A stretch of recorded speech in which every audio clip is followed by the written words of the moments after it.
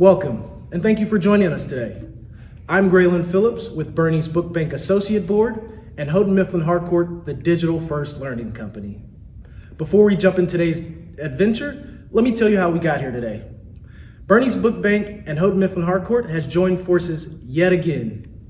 As you may know, Bernie's Book Bank is a nonprofit organization that collects, curates, and distributes new and gently used books for our Chicagoland communities.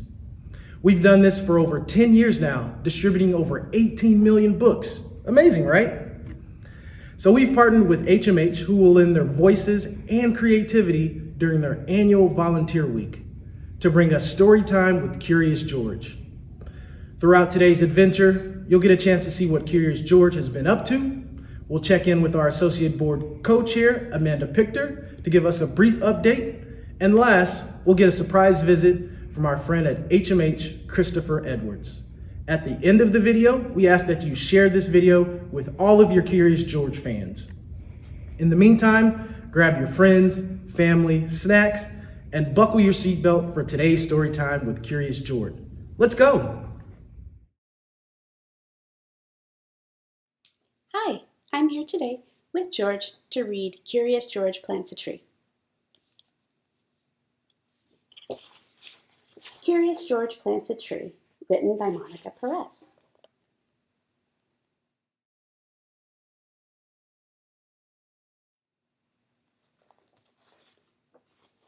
George was a good little monkey and always very curious.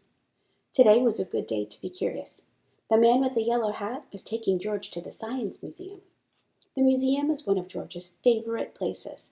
There was always something new to see and interesting to learn.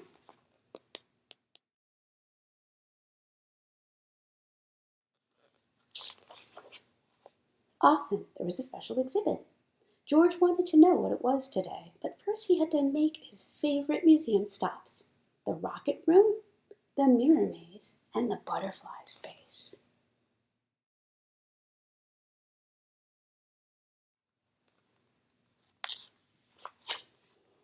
Finally, George and his friend made it to the special exhibits room. The sign read, "How you can take care of our planet." George learned many things: how all people, animals, plants, air, and water on the planet make up the environment, how trees help keep the air clean, and how people can help protect the environment from pollution and too much trash.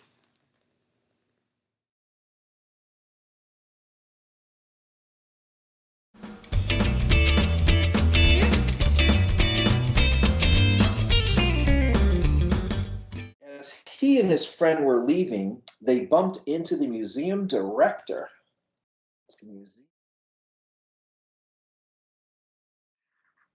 Dr. Lee looked happy to see him. "How is my best monkey visitor?" Dr. Lee asked George. "I'm so glad I ran into you. I wanted to tell you that we're having a Green Day rally tomorrow at the park." George was curious. Whatever a rally was, he was sure that the park was a good place to do it.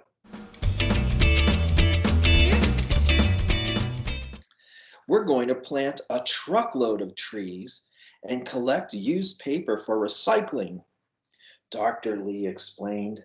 "We didn't have much time to advertise, but we need lots of volunteers. How would you like to help out?" There was nothing that George liked better than to help. "What a great idea," the man agreed. "We'll be there." Look.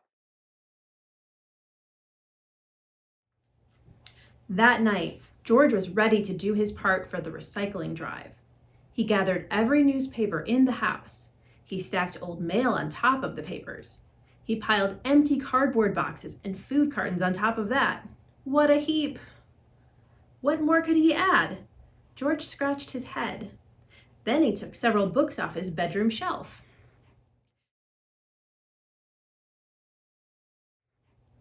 Just as George was about to add them to his recycling pile, someone lifted the books out of his hands.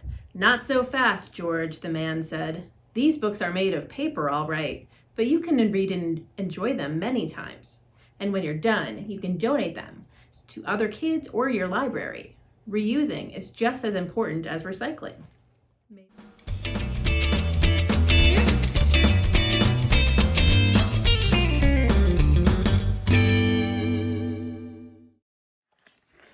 The next morning, George and his friends set out for the park with their wagon of neatly stacked paper.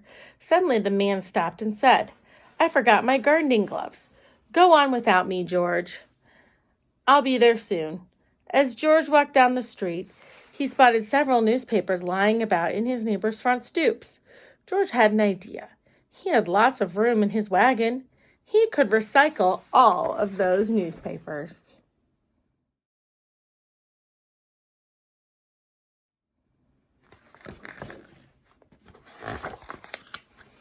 And the newspapers were not the only things he could recycle.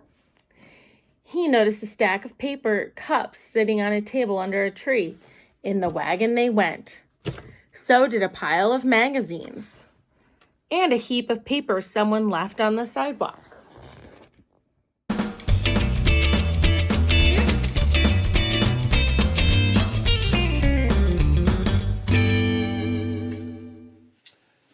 George was happy with his great load.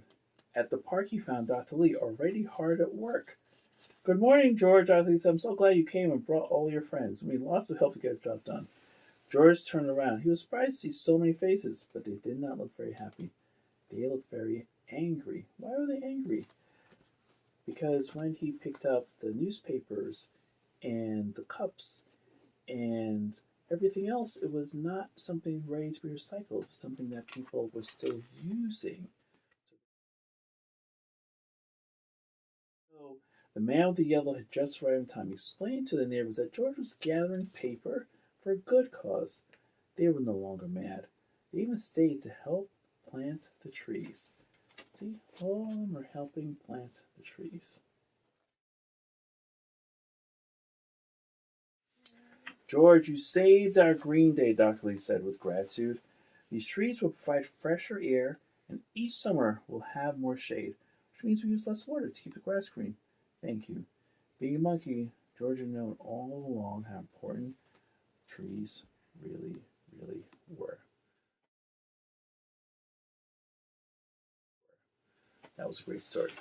Okay, thank you everyone, and great reading books with you. Bye-bye. Bye. Bye.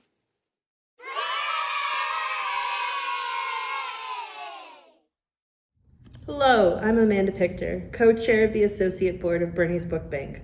Over the last 3 years, I've witnessed firsthand the impact Bernie's Book Bank has had on the Chicagoland community. Individuals, communities, and companies have come together to donate books and volunteer their time at Bernie's Book Bank's facility. During this pandemic, the importance of having books at home is even greater, as the majority of children are learning in a virtual environment.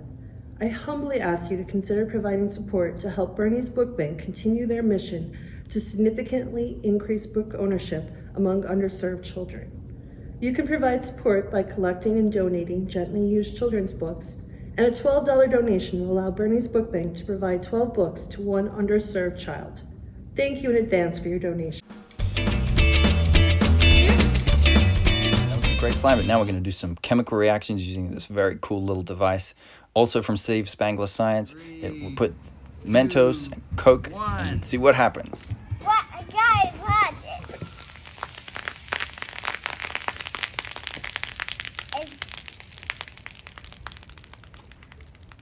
For our last experiment, I was a little underwhelmed with that explosion, so we're going to try something else. This one we're going to need our grown-ups to help us with. I got this very cool little Alka-Seltzer tablet, some water, and an old film canister. Make sure you have the lid. Let's see what happens. The tablet, we're going to break it up into little pieces like that. You only need about half a tablet for one of these. Put that inside. Just a little bit, not too much.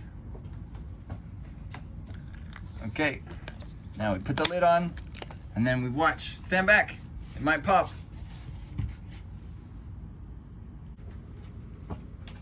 Whoa, that was loud. Okay, that was great, but let's try it outside and see it in slow motion. Make sure you stand back with this one. Thanks so much for doing science with us today, and thanks for supporting Bernie's Book Bank. That was a lot of fun. It was quite the journey. At this time, I'd like to thank Houghton Mifflin Harcourt and its amazing employees. I want to thank the amazing Bernie's Book Bank and our star, Curious George. We'd also like to give additional thanks to Blair Miller of Apple Learn and thank our corporate and individual donors for their continued support. For more information, visit berniesbookbank.org.